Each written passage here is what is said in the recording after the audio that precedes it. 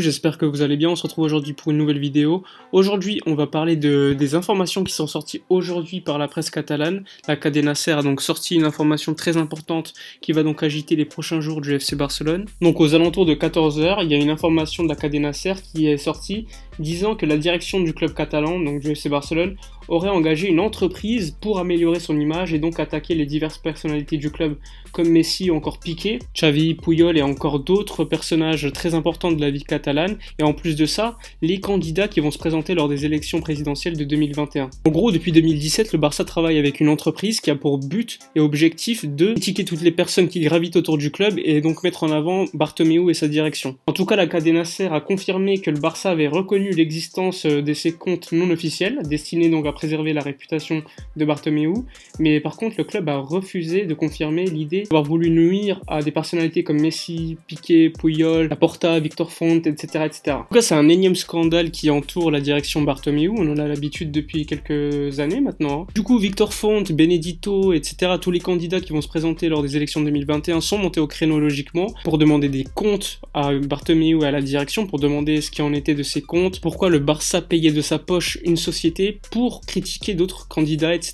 Personnellement, je me rappelle d'un cas assez similaire, ça concernait le Real Madrid, avec Florentino Pérez qui avait fait un petit peu la même chose pour discréditer Ancelotti à l'époque, mais c'était pas à ce niveau. Là, on parle vraiment des élections présidentielles de 2021, donc la critique, en plus d'un personnage très important comme Laporta, et en plus de certains joueurs comme Piqué, encore Messi. En gros, ces comptes qui étaient créés avaient pour but d'écratiner l'image de ces joueurs. Donc, par exemple, pour Piqué, c'était le cas de la Coupe Davis, où on mettait en avant le fait qu'il était devenu plus homme d'affaires que joueur de foot. Il y a également la critique de Pep Guardiola, Puyol, etc. En gros, toutes les personnalités du grand Barça des années 2000-2010. Du coup là je vous renvoie à ma vidéo que j'avais fait il y a quelques jours concernant Bartomeu et les problèmes du Barça, où je mettais en avant que le Barça avait pour objectif, en tout cas Bartomeu avait pour objectif, d'effacer de l'histoire du Barça tout ce qu'a apporté des gens comme Cruyff, Pep Guardiola, etc. En tout cas vers 15 h, 15 h 30, le Barça fait un communiqué pour démentir toutes ces informations sorties aujourd'hui concernant ses comptes, etc. Mais bon, la Cadena Ser a confirmé encore après le démenti du FC Barcelone qu'il y avait bien une entreprise qui avait été payée par le Barça pour dénigrer toutes les personnalités du club, les personnages qui pourraient se présenter aux élections de 2021. De ça, la Cadena Ser dit avoir des preuves, donc j'ai hâte de les voir. Surtout que si ça se confirme, après le démenti du FC Barcelone qui est officiel, mal comment la direction de Bartomeu pourrait rester en place et donc pourquoi pas des élections anticipées. En tout cas, la Cadena Ser, c'est pas le seul média catalan qui a sorti cette information, puisqu'il y a également ESPN qui a confirmé l'information comme quoi le Barça avait bien un contrat avec cette société catalane. Ce qui est assez curieux, c'est que cette société catalane n'a que pour client que le FC Barcelone. Personnellement, moi, ça me fait rire, puisqu'il y a quelques mois, le FC Barcelone avait dénoncé les tweetos français pour avoir mis en trending topics, donc en sujet très important sur Twitter, le hashtag Valverde out. Du coup, le FC Barcelone officiellement disait que ces tweetos français n'étaient que des robots programmés pour faire ce hashtag. Du coup, le club avait fait une documentation sur ce hashtag, une enquête pour savoir par qui il avait été lancé, et devinez par qui. Eh bien, c'était moi, on voit même mon compte Twitter dans les archives du FC Barcelone, donc c'est assez cocasse de voir un aussi grand club tomber aussi bas. Du coup, je confirme bien que je ne suis pas un robot, je suis bien une personne normale, etc.